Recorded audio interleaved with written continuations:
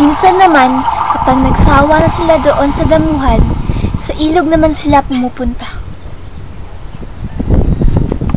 Tara naman sa falls. Mamulot tayo ng bato. O sige.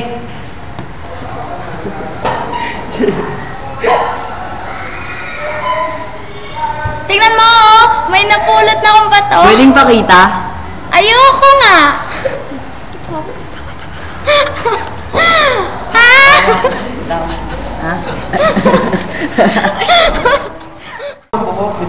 Hay, nakakapagod. Oo nga. Naririnig mo ba yung tibok ng dibdib ko? Ang dong mo naman. Aba, hindi ako napapabangaw. Sabi ng nanay, hindi ako ginagawa ko papabangaw.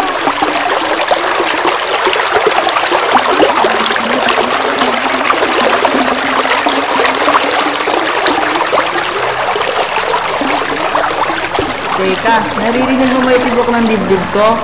Oo, ano kaya ibig sabihin nun? Malay ko.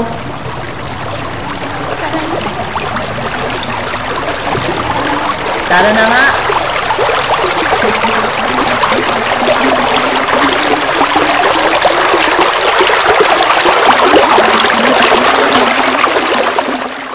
Ang ganda ng araw, oh.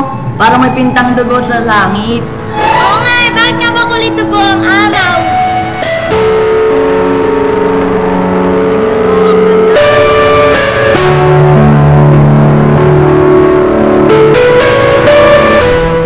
Puring-puri ang dalawang bata ng kanilang mga magulang at ng kanilang mga kanayon.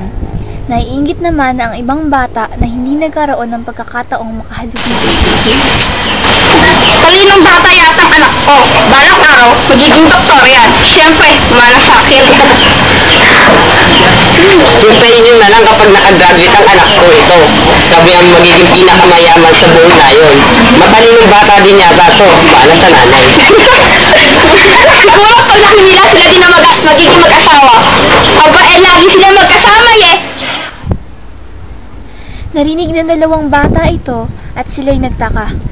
Hindi nila maiugnay kung ano ang kinalaman ng kanilang pagiging magkalaro sa pagiging mag-asawa sa hinaharap. Lalo pa silang naabala nang sa paaralan ay sinasabihan sila ng kanilang mga kaklase na sila'y parang tuko, magkakapit. Minsan ay napalaban pa ng suntukan si Ariel dahil isang batang babae na mas malaki sa kanya ang nanloko sa kanila isang araw habang papauwi mula sa paaralan. Ano? Kumpal ko po ka! Kumpal ko po! Ba't mo pinalakit, Leo? Hindi mo gawin! Aray!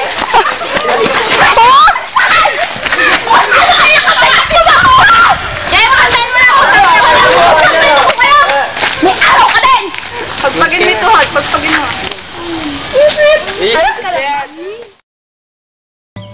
Habang bata pa, sa damuhan maghabulan, magtampisaw sa ulan, dahil minsan lang sila bata.